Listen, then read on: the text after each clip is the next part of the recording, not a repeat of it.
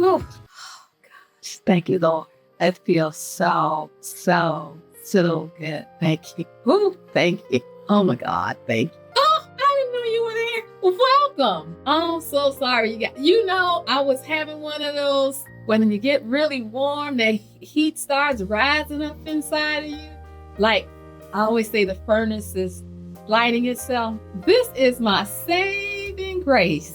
Oh my goodness. I keep mine in the car right next to me. So if I have to reach for it when I'm driving, and you just flip this, if you don't have one of these, you need to get it. So I guess by now you know what we're talking about today. We are talking about the famous hot flashes and night sweats. Yes, today is all about bringing the heat, ladies.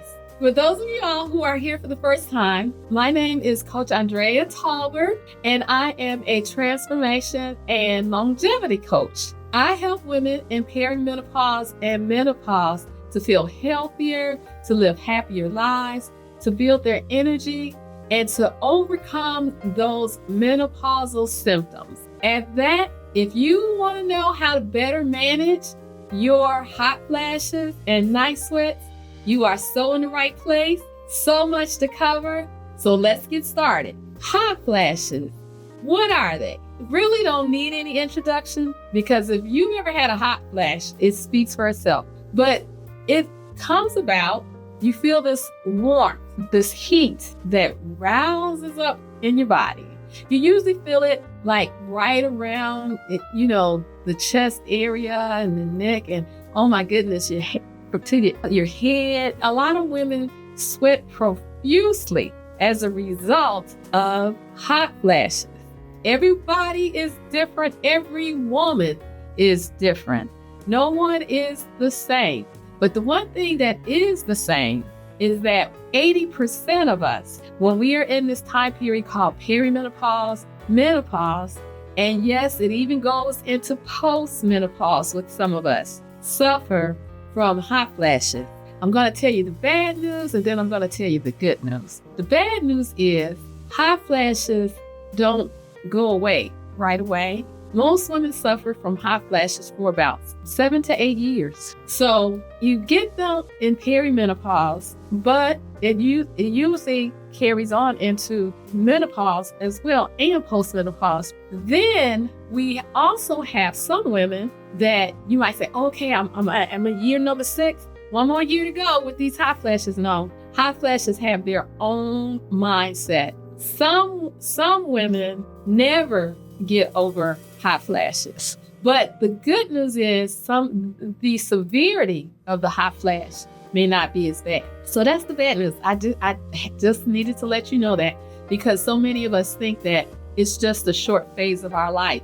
And hot flashes, they tend to carry on for a long period of time. Now, ready for the good news? Are you ready for the good news? There is good news. There is a silver lining. The silver lining is you don't have to suffer with these hot flashes.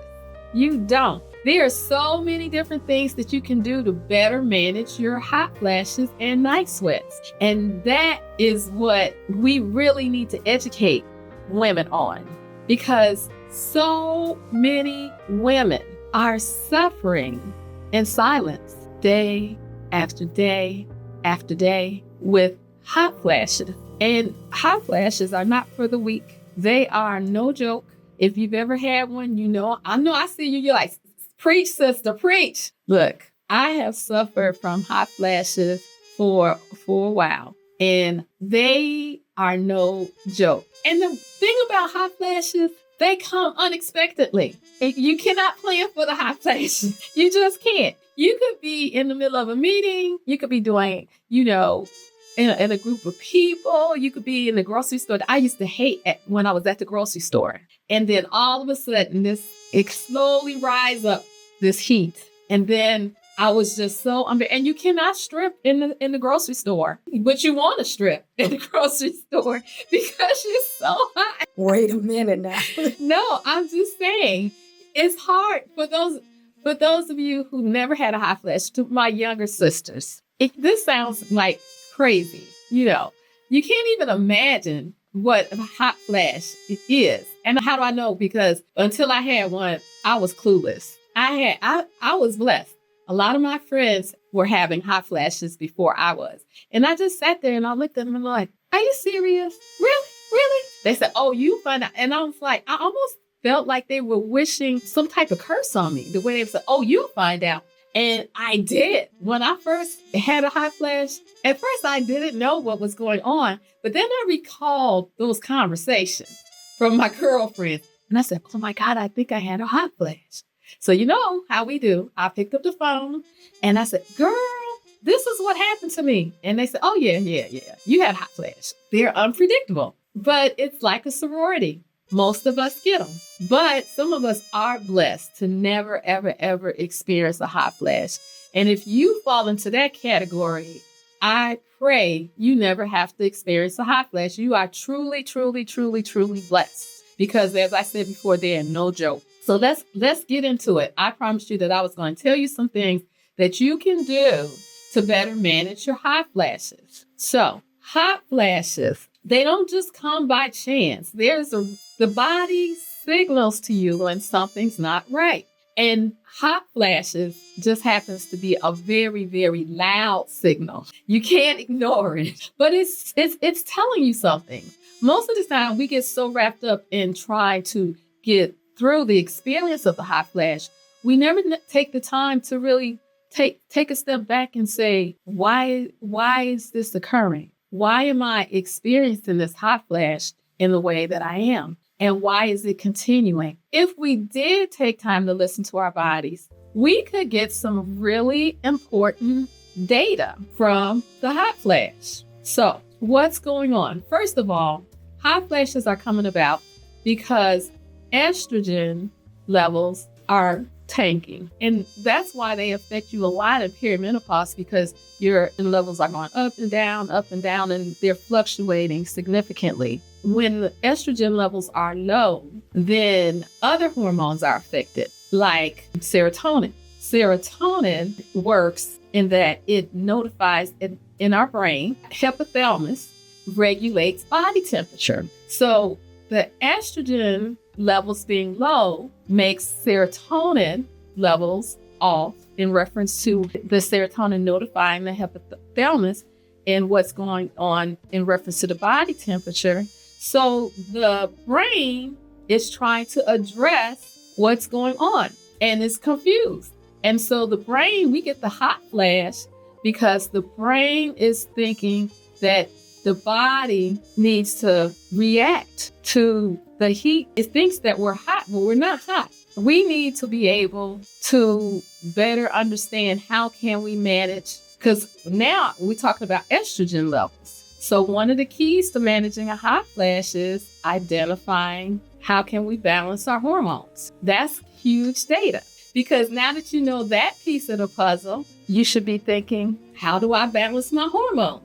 Right? Do you guys start to see how the body is giving you some clues as to some things that's not going right in your body? If we know that the brain is getting signals and it's telling the body to kick things up and kick up the heat, then what do? We have to listen a little bit more. What can we do and what are we doing now to continue to get things going in reference to managing this whole process? Most of the time, we really experience hot flashes. You can experience hot flashes throughout the day, but most women really, really, really speak of sleep disruption as a time when they are really, really experiencing these hot flashes. At nighttime, you get the hot flash, and then you also get the night sweat. The night sweat is because the body's now trying to cool itself off. We're going back and forth at nighttime, back and forth, because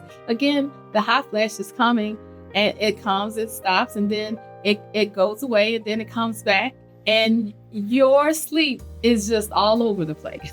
And it's very frustrating. It's very frustrating to have to get up in the middle of the night. First of all, you've already done back and forth with the sheets and I'm feeling miserable. And then you're sweating. And so now sometimes you sweat so profusely that you're really, really wet. The bedding is wet. Your clothing is wet. So now you got to get up, clean yourself up, put on a whole new pajamas. You got to clean the sheets, put a whole new set of sheets on the bed. That's a lot of work when you're just trying to get some sleep. Then you go to sleep and then the alarm goes, time to get up. We wonder why we're so moody. We wonder why our brain cognitively, we're not able to focus. We wonder why we walk around with fatigue. It all comes down to getting a restful sleep. And we can't get a restful sleep because we're having the hot flashes and the night sweats. I could go on and on and on to talk about the theory behind hot flashes, but I want to talk about some things that we can do since we're talking about in the bedroom. What can we do to get a better rested sleep? First of all, we want to kind of look at our environment. How conducive to sleep is your bedroom? Now you're thinking, aren't you? Look around you. Your bedroom should always be your sanctuary. Should always be your sanctuary. Are you feeling calm and rested, or are you feeling a little anxious? If you're feeling a little anxious, I'm going to give you a hint. Whenever you're stressed, that's a trigger for a hot flash. You got to take that one in, right? I bet you now you're sitting there thinking about, oh my God, I'm like stressed all the time. So now you wonder why you're having all these hot flashes, because you're stressed all the time. So every time you're stressed, you're triggering a hot flash. I told you, the body talks to you. When you start picking up on what your body is saying to you, managing a hot flash becomes not so difficult. It's just a matter of you listening and you making some tweaks into your lifestyle and making some lifestyle changes to address these things that's going on in your body during this time of perimenopause and menopause. So going back to the bedroom, you don't want to have a bedroom that's cluttered. Look to your right, look to your left, look in front of you. Do you have a lot of clutter in your bedroom? Is the answer yes? The first step to managing your hot flashes, clean up the clutter. Clean up the clutter. Anxiety, which is stress, is going to equal a hot flash. So now we got the room clean. So now let's really make our room into a bedroom that's going to help you to get a nice restful sleep so that you're not going to be stressed. So one of the things that's really huge that will stop you from getting a good night's rest is, oh my goodness, I don't have the telephone. I was going to show you the telephone and the TV. The telephone and the TV. Do not go to sleep with the TV on and the phone close by, because the blue light from the going to signal to your body, which will be the cortisol levels, that it's daytime. And so your circadian rhythm is going to be thrown off and you're not going to be able to go to sleep. Are you starting to get a theme here? Hormones play a huge role in the functionality of what's going on in reference to us having a hot flash and a night sweat. The other thing is we need to manage our stress. Stress is just huge in so many ways of causing us not to have quality health and well-being. And so we really need to monitor that. One, out of today, what we're talking about, we're not going to go to bed with the television on. We're going to turn it off. 2, we're not going to have the phone close by. 3, we're going to make sure that our environment in our bedroom is conducive to sleep. And then 4, we got to keep the stress levels down.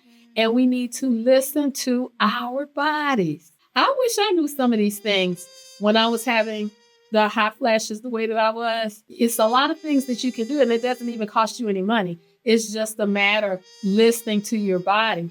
So what else can you do? When you go shopping, there are so many items that you can put in your bedroom that will make sure that you can stay nice and cool, because you want to also keep your body temperature where it needs to be. What kind of bedding can you provide yourself in reference to keeping your body cool? What kind of pajamas are you wearing?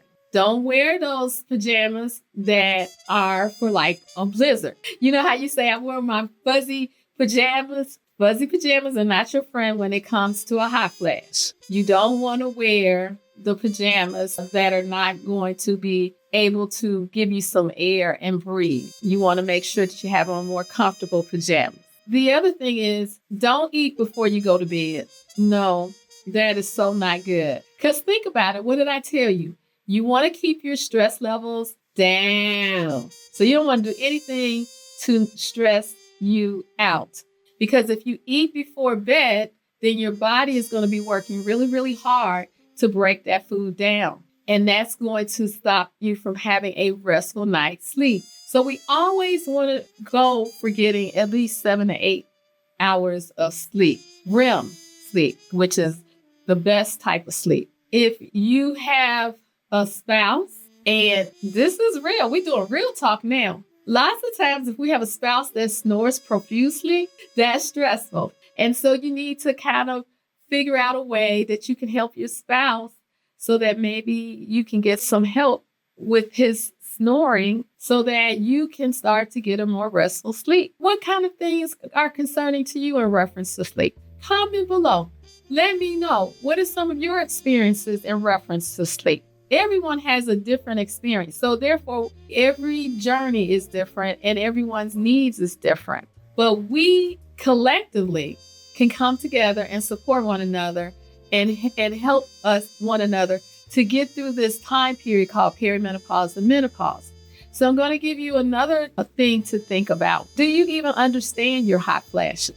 Have you really taken the time to see how frequently are you having hot flashes? And that's an important piece of data because it's going to tell you something. If you have a hot flash once every quarter, it's not that bad. But if you're having a hot flash and it's at a 10, like 3 or 4 times a day, that's a bad hot flash. And then some of us have hot flashes that fall in the categories of a 4 or 5. And 4 and 5 is manageable. But if you're having a hot flash that's at a 9 and 10 and you're having them frequently, then I suggest that you contact your primary care physician and sit down with them to try to work out a plan because that's a more severe case for hot flashes. No hot flash is created equal. That's what I'm saying.